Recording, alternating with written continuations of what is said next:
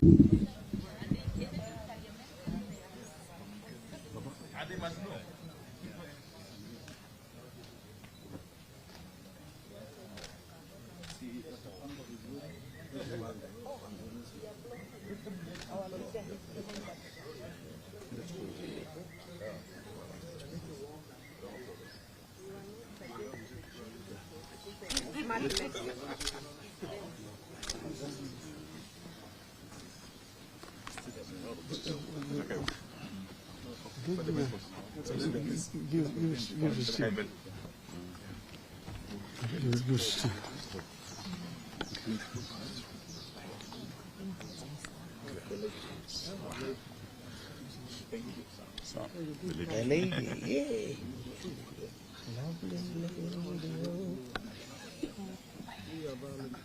the lady beside you.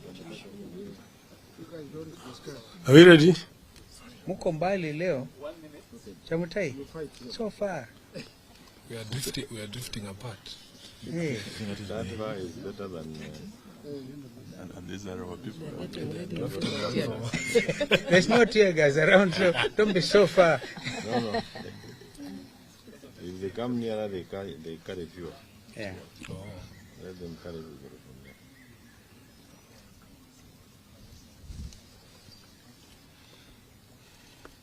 there. Okay. Well, ladies and gentlemen of the press, this is the leadership of Azimio la Umoja One Kenya Coalition Party, together with the delegates to the proposed bipartisan discussions that are scheduled to be beginning shortly. So we have a statement which is going to be read by Honorable Stephen Kalonzo Musyoka on our behalf. Thank you. Thank you.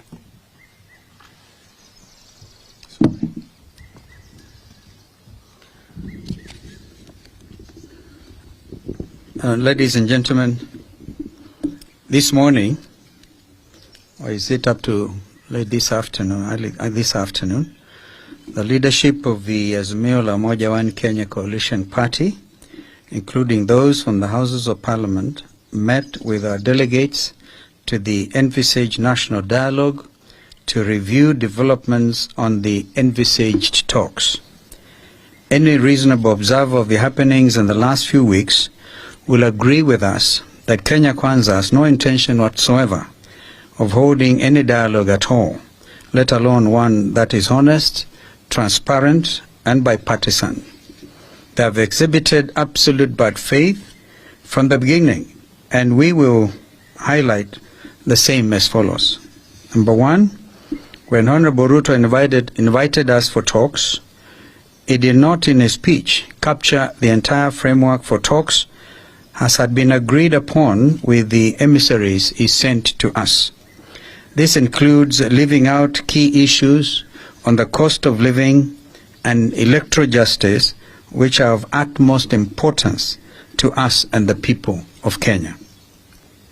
Number two, the delay in naming his team is another sign of a lack of seriousness that has been made worse by the inclusion of members of the Azimio coalition in his team, when the whole country knows that respect for multi-party democracy is one of the key issues we have put on the table.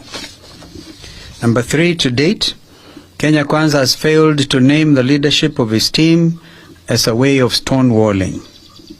Number four, last evening, we learned of a motion drafted by Kenya Kwanza leadership, allegedly aimed at setting up a joint selection. The motion is in absolute bad faith for the following reasons. A, we have insisted on an extra-parliamentary process in view of the strictures of debate in Parliament. We will therefore not participate in any such parliamentary process. B, the motion is disguised as a product of bipartisanship, when in fact the leadership of Azimio in Parliament were neither aware nor consulted in its drafting. C, the motion proposed to name members of the minority party to the so-called Select Committee without any reference to the minority leadership in violation of the standing orders of both houses.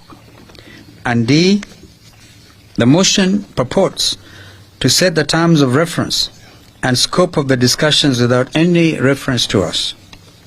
We continue to insist that the dialogue must be about all the 4 issues, namely the cost of unga, fuel and electricity, forensic audit of the servers, bipartisan reconstitution of the IEBC, and respect for multi-party democracy. Kenya Kwanza cannot dictate to us what we cannot bring to the table. So given the foregoing, we as the leadership of the coalition have resolved as follows. Number 1, we remain committed to an extra-parliamentary dialogue that is honest, transparent, meaningful, and bipartisan in conception and execution. Our members of parliament in both houses shall not be party to any other process, and particularly not the one proposed in the motion by Kenya Kwanza. Number 2, we have instructed the chairperson of our team, Senior Counsel Otiendo Molo, to formally invite the Kenya Kwanza team for a meeting to set the ground rules for the talks. Number 3, our issues remain what we said before, and they are reduction in cost of unga, fuel, electricity, and school fees, opening and audit of IEBC servers, bipartisan reform and reconstitution of IEBC, reinstatement of the 4 IEBC commissioners, and end to the buying of MPs, which threatens multi-party democracy. Number 4, we reiterate the call that the regime must immediately take up the hospital bills of all Kenyans who sustained injuries as a result of police brutality during the recent protests and demonstrations, and pay reparations for those who lost their property and their lives. Number 5, that the coalition shall resume its weekly protests at the end of Ramadan, and further communication in this regard will follow. I thank you.